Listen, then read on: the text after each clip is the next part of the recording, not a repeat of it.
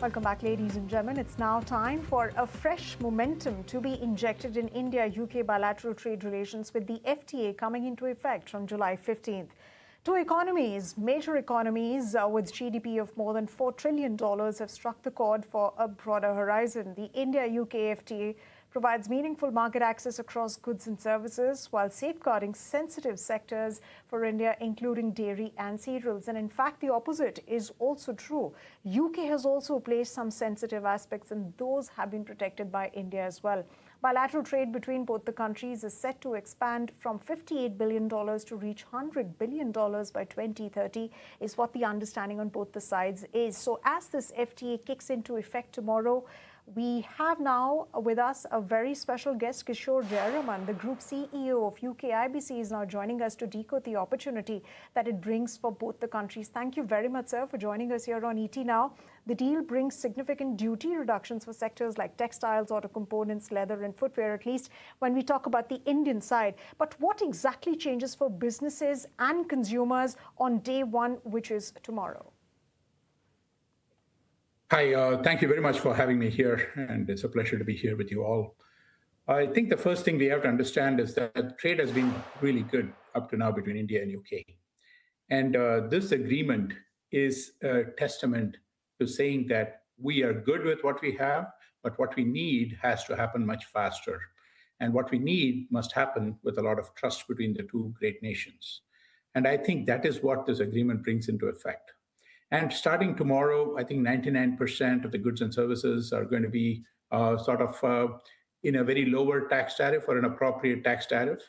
And I think that should enhance the businesses and help the businesses to start focusing. I look at this, or UKIBC looks at this, and says it is a clarion call to say we can have more trade, we can do more trade at a much faster pace. And this agreement signifies an opening of a new curve in our economic growth. Absolutely, Mr. Jayaraman, this is the start of, a completely new turn for India-UK ties. Now, when we talk about the trade pact, well, the UK has also agreed to extend the benefits under the Double Contribution Convention, the DCC, which happened right on 17th of June is what we're given to understand by the Commerce Secretary.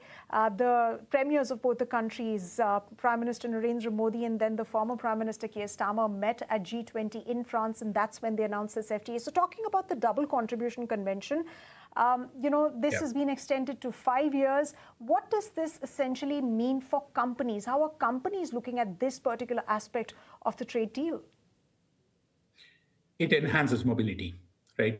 When someone goes in there for a short-term assignment, let's say for a year or 2 years, and they end up contributing towards their long-term goals of security, financial security, it was not making a whole lot of sense. So I think with this new double taxation treaty, avoidance treaty, I think it basically allows the individuals to be able to cross boundaries much more easier.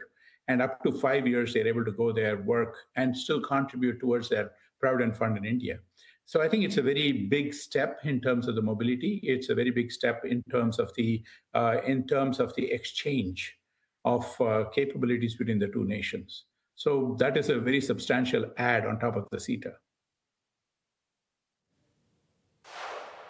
Right, Mr. Jayaraman, and when we particularly talk about the auto segment, because auto has been an important component of the trade deal, what specific cooperation can companies expect in the space of autos and auto components? Do you expect more JVs to be formed in this space?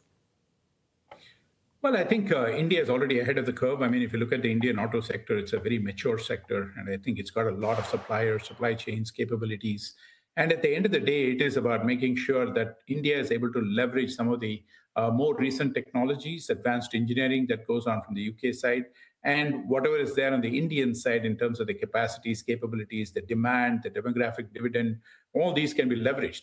So I think at the end of the day, the auto sector was in a very comfortable path forward from both nations. But I think with the CETA agreement, there's going to be more inflow of niche products. But at the same time, it's going to increase the supply chain collaborations between the two nations, whether it's in the form of a joint venture or whether it's in the form of some sort of a partnership. I think it's only going to grow. There's been a lot of movement already in this space, but I think from the UK-India corridor perspective, there's a lot of room to grow there, and hence it becoming a part of the CETA. Right, Mr. Jayaraman, and getting integrated into global supply chains, that is going to be the key thing to watch out for. But we have time for one final question, and this one is essentially on India's concerns related to steel duties that were imposed by the United Kingdom. But the Department of Commerce here in India suggests that the deal shields 85% of India's steel exports. At the same time, we did have concerns around CBAM as well. The way that the UK government has handled India's concerns on both of these aspects, do you think that these are sustainable in the longer run? Well, look, I mean, these kinds of obstacles are expected. These kinds of changes are expected when it's two big nations, the fourth and the sixth largest economies. There's bound to be some bumps along the road that come up. But then it's how we address those issues. I think the way that was addressed and the fact that we are here talking about the EIF tomorrow shows the trust, shows the bridge that is there between UK and India, and our ability to sort out complicated issues. There are going to be, this CETA agreement is the foundation, a platform for us to build the future. And as we build the future, there are bound to be more complications, challenges, obstacles, which will be overcome because this is an agreement that is a win-win solution for both nations. Absolutely. At the end of the day, Mr. Jayaraman, it is about trust that the United Kingdom and India both have placed in each other's leadership as well. So, of course, it remains to be seen the kind of synergies, the kind of outcomes that this FTA generates for both the economies. But on that note, thank you very much for joining us and sharing your perspectives on this very crucial FTA. Thank you very much. Thank you.